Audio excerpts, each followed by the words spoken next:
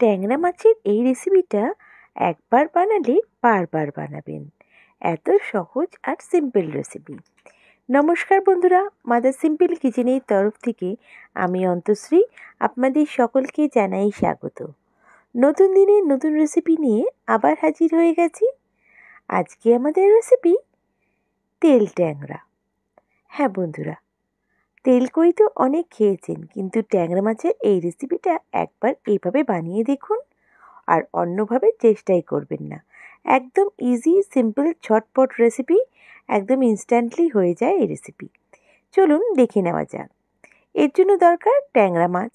এখানে আমি 600 গ্রাম ট্যাংরা নিয়েছি, মানে 6 পিস মতন ট্যাংরা নিয়েছি মিডিয়াম সাইজের। আর নিয়েছি আলু, একটা আলু স্লাইস স্লাইস করে কেটে নিয়েছি। এবার কড়াইতে পরিমাণ মতন সর্ষের তেল দিচ্ছি। দিয়ে প্রথমে আমি আলুগুলোকে ভালো করে ভেজে নেব। ট্যাংরা মাছগুলো কিন্তু আমি ভালো করে পরিষ্কার করে নিয়েছি। দেখবেন ট্যাংরা মাছের গায়ে কিন্তু দাগ থাকে, সেটা ভালো করে পরিষ্কার করে নিতে হবে। বেশ ঘষে ঘষে পরিষ্কার করে নিতে হবে। এটা কিন্তু ময়লা যেটা লেগে থাকে সেটা ভালো করে পরিষ্কার করে নেওয়াই ভালো। এবার আলুগুলো দিয়ে আমি এর মধ্যে অ্যাড করছি অল্প পরিমাণে লবণ ও হলুদের গুঁড়ো।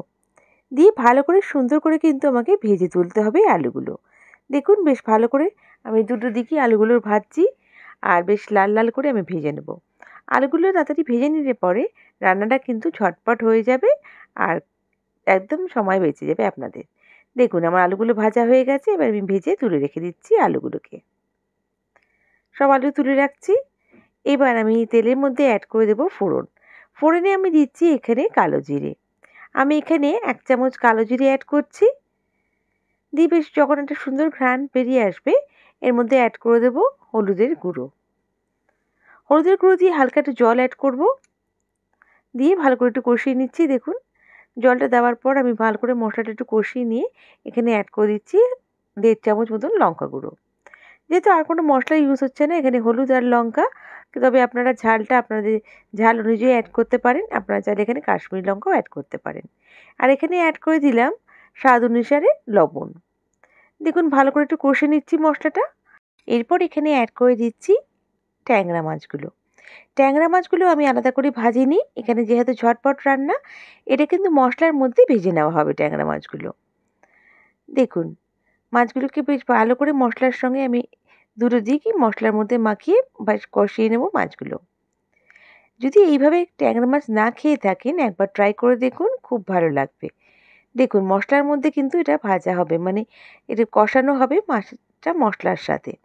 আলাদাভাবে কোনো ভাজছি না ট্যাংরা মাছ।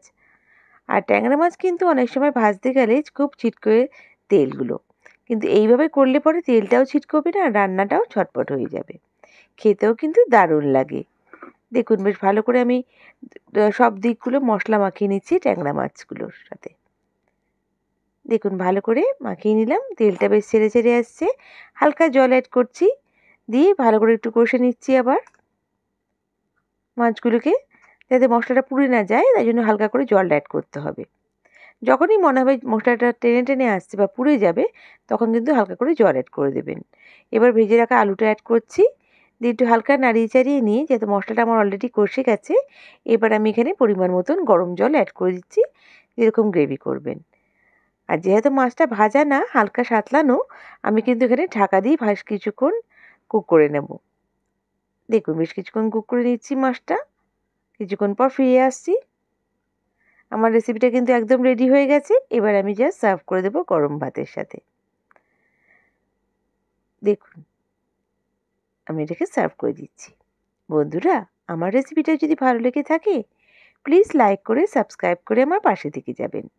বেল বাটনটা প্রেস করবেন, যাতে আমার রান্নার নোটিফিকেশানগুলো সবথেকে প্রথমে আপনারা পেয়ে যান। আপনাদের এক একটা লাইক কমেন্ট আমাকে মোটিভেট করে নতুন নতুন রেসিপি নিয়ে আসার জন্য। আর বন্ধুরা, এই রেসিপিটা কেমন লাগলো আমায় কমেন্ট করে নিশ্চয়ই জানাবেন। আর আপনারা যদি চান কোনো নিত্য নতুন রেসিপি আপনাদের জন্য ট্রাই করি, অবশ্যই আমাকে কমেন্ট বক্সে মেনশন করবেন। নেক্সট রেসিপি নিয়ে আবার হাজির হয়ে যাব। সবাই ভালো থাকবেন, সুস্থ থাকবেন। বাই। Thank you.